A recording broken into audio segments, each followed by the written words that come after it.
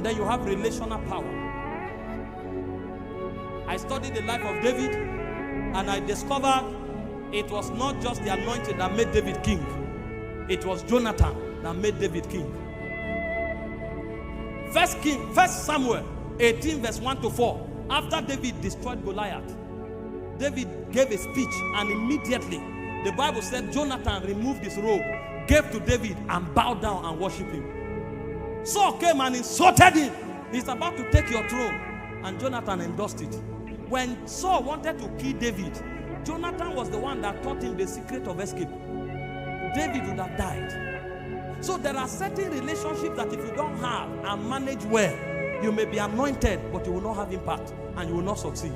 So relationship is a vital ingredient of power. And for you to be able to regulate relationship, there is a power that controls it. That's why I quoted for you from 2 Chronicles. 1 Chronicles 12:22. The Bible said daily men joined themselves to David until his host became like the host of God. There is a power that controls relationship. When you see people gathering around somebody, there's something he has, and there is something he's using to nurture that thing that he possesses. People don't have time. If people have time for you, there's a power in your life, and that power demands certain consecration for it to be sustained. How do you sustain relational power, which is very vital in your rising? Number one, wise comportment. 1 Samuel 18 verse 14 to 16. The Bible said David behaved himself wisely before the king, and so the king became afraid of him. He said, but the whole of Israel submitted to David. You can't live anyhow and expect to command the admiration of people.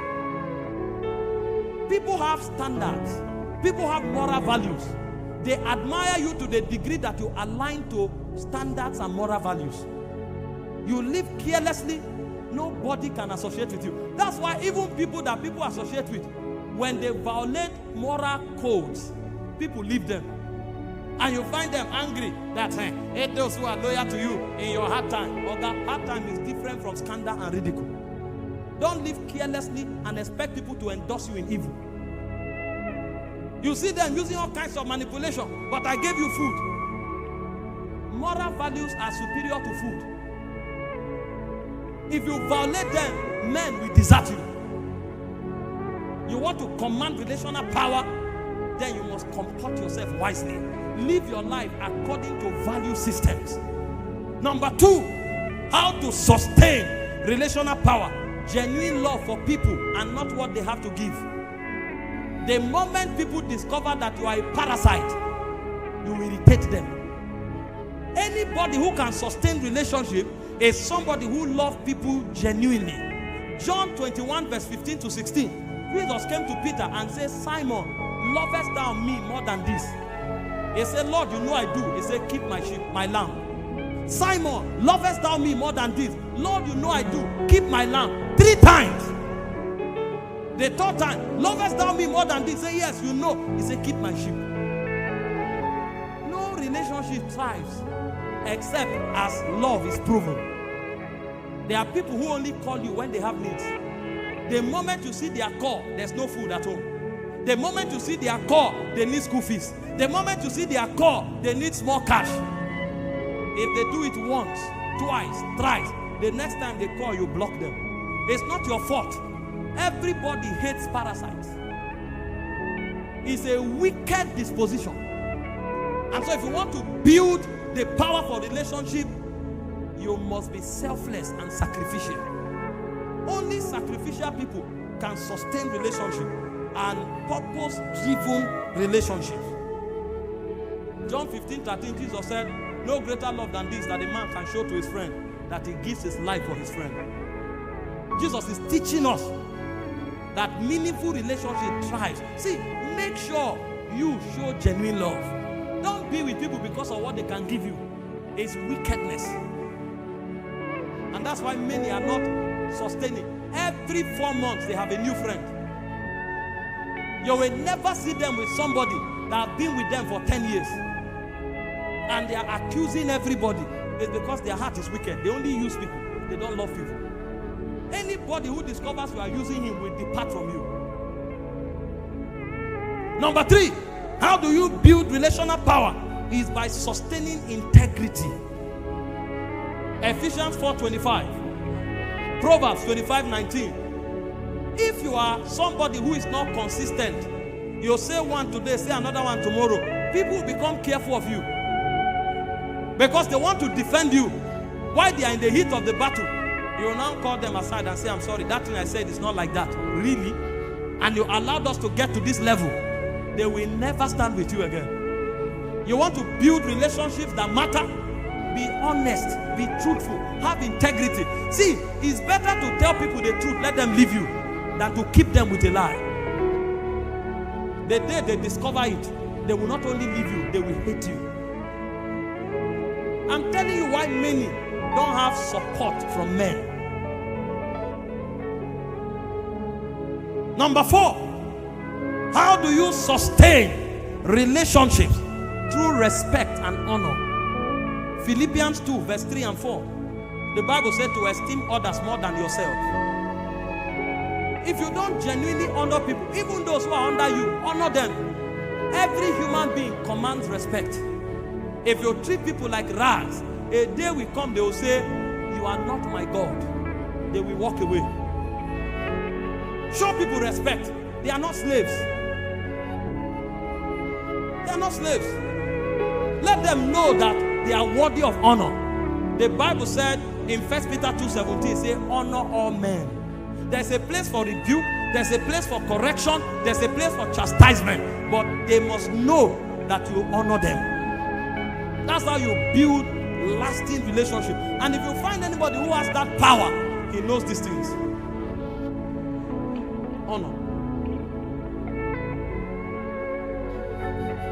Number 5, how do you build relational power? Is through humility. Again, Philippians 2 verse 3, Proverbs 13 verse 10. The Bible said every strife comes from pride. Everywhere there is contention, the Bible says pride is at the root of it. Every contention has pride as its root. And so if there will be peace, then there will be humility for that to happen. You need relationships. I was telling them in the pastor's training yesterday, when Jesus died and he needed to be buried, none of the apostles who were praying could help. The Bible said it was a secret disciple that had the power to help. There are those who talk to God, there are those who talk to the government. If you only have those who talk to God, you'll be in trouble. Jesus wouldn't have had a tomb to be buried, except as those who talk to governors showed up and say, don't worry, we will give him a grave that nobody has ever been buried in. That's the kind of power they have. And Jesus could sustain such relationships. Why do you think you'll find him from time to time? He was in the house of Pharisees, tax collectors, whining and drinking. And then some of these fake prophets will come and say, imagine, he's dining with tax collectors. How can a prophet eat with tax collectors? Be joking. If you don't know how to build other type of relationship, you will be in trouble. There are some programs you want to do, they will tell you on the day of the program, we won't give you the hall and we won't allow the program. You need one call. At every point in your life, on every corridor that matters, you should be able to make 2 phone calls that can create change. Benny Hinn told a story. He needed to pay $10 million and he didn't have cash anywhere. And he had, I think, 48 hours to pay the money. As if that was not enough, Reinhard Bonnke showed up and told him, I have a crusade in Nigeria and God told me to come to you that he will give me $1 million. Benny Hinn laughed and said, wait, all I have now is 300,000. Reinhard Bonnke said, give me the money and you will have your $10 million. Benny Hinn said, I'm about to be disgraced from the TV station. This is all I have. He said, God said, give me. And you know, These are men of God. He knew the guy was not lying. God said, you should give me. And he now and signed the check and gave Rehabonke. The Lord bless you. And he left. Benny Hinn prayed. 24 hours to go. Shame was by the corner.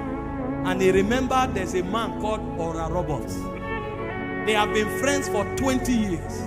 Sometimes his wife goes to cook for Orokpo. That's why I spoke about respect. And he called Orokpo. I have problem. I need 10 million. What do I do?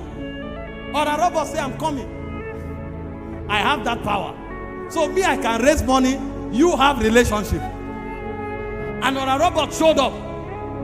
And when he flew him down, went to the studio, they did a program. He was thinking Orokpo to start quoting, give, it shall be given unto you, the liberal soul shall be made fat. Orokpo didn't say anything. When he finished teaching and preaching, as he was rounding up, he said, Benny Hinn is in trouble, help him. And left. Benny Hinn was so angry. I flew you down here. I'm going to give you an honorarium. Is this all you came to say? Orokpo said, that's enough. And he left. 6 hours later, some Arabs began to call. Not Christian, Arabs. And when they call, we heard Benny Hinn has problem. Send us the account. They will send 1 million. Send 300,000. So usually Benny Hinn taught his people, when people give, pray for them. They wanted to pray. They said, we don't need your prayer. Just tell him to keep wearing his white suit. It wasn't Christians that gave the money. Arab moguls. Because the wealth of the Gentiles shall be transferred to the kingdom. But how did it happen? It was not through Benny Hinn. It was through Orokpo. See, there are some people that don't have money, but they can make you rich. There are some people that are not governors, but they can make you governors. And so if you will be a governor, if you will be wealthy, you need to know how to sustain them. Some speak in tongues, some give money, others give connection. If you think church is only about prayer warriors, you are joking. Rehabonke came to Nigeria for crusade. Guess who gave him money? He was in the hotel. There was a knock on the door. Door open. Who was there? General Sani Abacha. And gave him money. Ghana must go. Take for your crusade. He was not going to attend. But there is a power. See, there are many types of power. Don't neglect anyone. Me, I love this type of power. There is a power you have that governors will look for you. That's why I said the Gentiles shall come to thy light.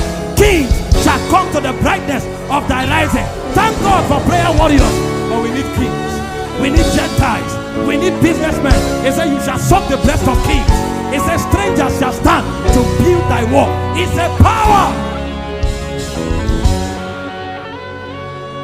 Go and read your Bible. Do you know when David was compared to God? It was not when he was praying. It was when men came. Daily.